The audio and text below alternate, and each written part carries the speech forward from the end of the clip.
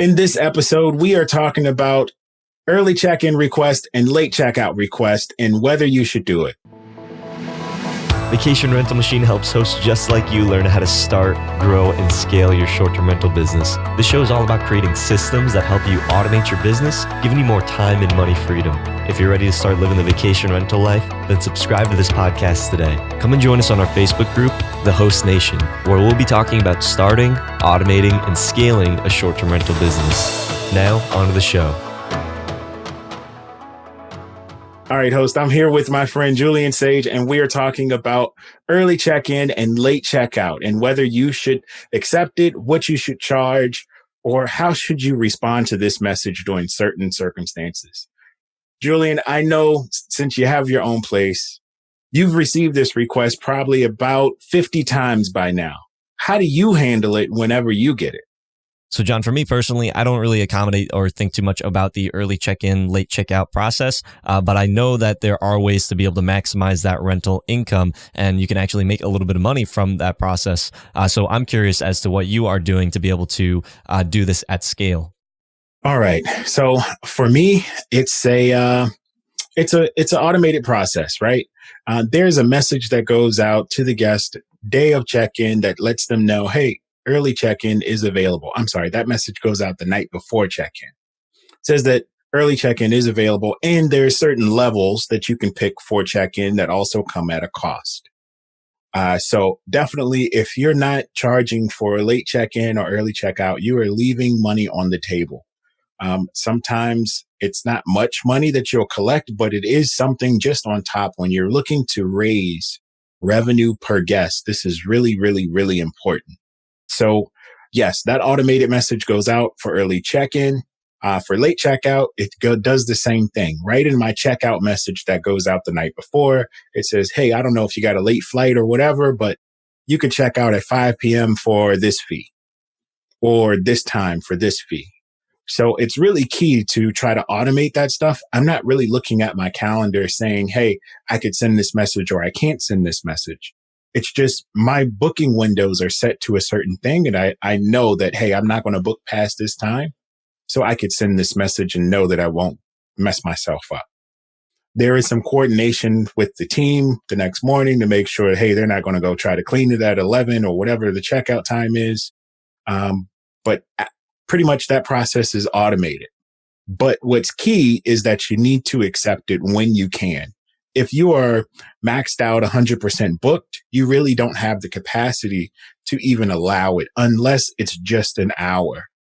Sometimes I just tell people, hey, it's a little too late to request, but you know what? The best thing I can do is just say, hey, when the cleaners come, you just got to leave when they come. And sometimes they run about an hour later. Sometimes that's the best that I could do. Other times, if somebody gives me a good, compelling story, maybe I'll do it for free. Or it's the holiday time. Somebody wants to check into one of my highest end places at noon, right before Thanksgiving. I'm probably just going to say, sure, go ahead. You can do it because it's the holiday time. They did a long reservation. So I look at all those things. When it's a short reservation, no, you got to pay because you booked for 2 days. You booked at my lowest price that I wanted you to book, so I need a little bit more out of you. That's how I handle it. So what exactly is like a late checkout, early check-in? Is this like 30 minutes early check-in and just like 30 minutes late checkout? Like how do you justify the cost for a person that is requesting just to stay a little bit longer? So if your checkout period is at 11, I might send that first tier at 12. Might send the second tier at 2 and the last tier at 5. So that way there's just a grade of price increases that kind of go along with those times. Sometimes that looks like $20 an hour. Sometimes it looks like a lot more depending on the property. So this sounds like some really higher level stuff, John. So this is actually some of the stuff that we actually share in the B&B Empire Builders Mastermind group, because now we're not just talking about simply just a check-in, check-out period, which probably a lot of you new hosts that are listening to the show, if you are just getting started, maybe you don't really need to think about this very in-depth. You're just trying to get started and just trying to start your vacation rental machine business. But if you are planning on scaling and making this a profitable business, you have to model what things like the hotels are doing. Hotels do offer late checkout, early check-in, and stuff like this, but we are also about maximizing that rental income. So if you are interested in the B&B Empire Builders Mastermind group, then click the link down below to see if the Mastermind group is open, and you can fill out an application. If it's not open, you can join the waiting list. If it is, then you will be sent a confirmation after your application has been sent in.